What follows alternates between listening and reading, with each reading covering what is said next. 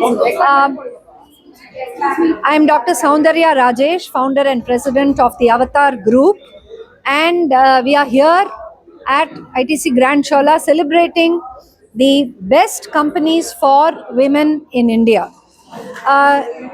India ஒரு வல்லரசு நாடா மாறணும் அப்படின்னு சொன்னாக்க அதுக்கு 50% இருக்கக்கூடிய பெண்கள் அவங்க ஒரு பொருளாதார ரீதியா ஈக்குவல் எக்ஸ்டென்ட்டுக்கு பங்கேற்றாங்கன்னா தான் இந்தியா அந்த ஒரு வல்லரசு நாடா மாறக்கூடியங்கிறது எல்லா ஆய்வுகள்லையும் சொல்லக்கூடிய ஒரு உண்மை. அதுக்கு அந்த பெண் மட்டுமே அதுக்கு பொறுப்பாளியா இருக்க முடியாது. for a woman to become career intentional and to participate in the workplace, it is not just sufficient that she has that ambition and aspiration.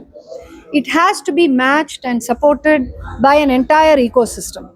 And this includes companies which place her career growth front and center amongst all their priorities. So today, here in Chennai, the Avatar Group, which is a 25-year-old organization, which has been awarding these companies for the past 10 years, has announced the list of top 10 best companies for women in India and a list of 125 companies which are the best organizations for women. So today that's what we are here for, and we have had some incredible organizations that have shown more than a 10 percentage point increase in women's representation in their workplaces. Dr. Tamazhachi Thangapandiyan, MP of South Chennai constituency, was the chief guest today, and she was able to provide a very wonderful view on what empowering of women actually means, especially women who are in the workplace. So how is empowering a woman in the workplace very different from generic empowerment, and why does the woman need such kind of empowerment was among the topics that Dr. Tamazhachi Thangapandiyan spoke as the chief guest today while she gave away the awards. The best companies for women in India are selected after a very rigorous process.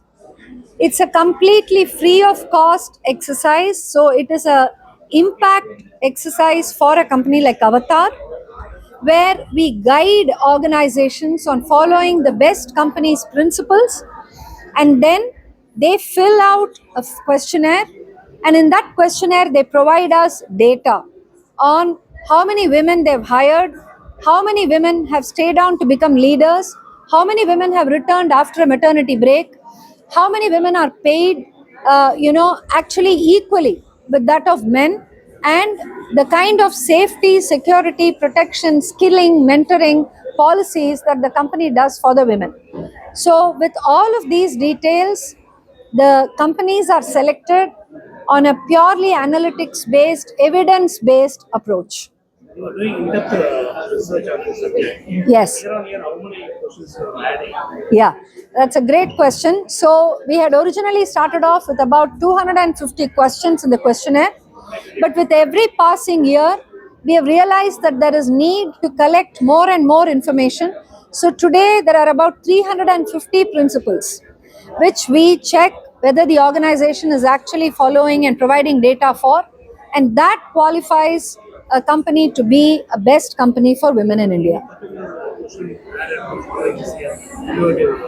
Yes.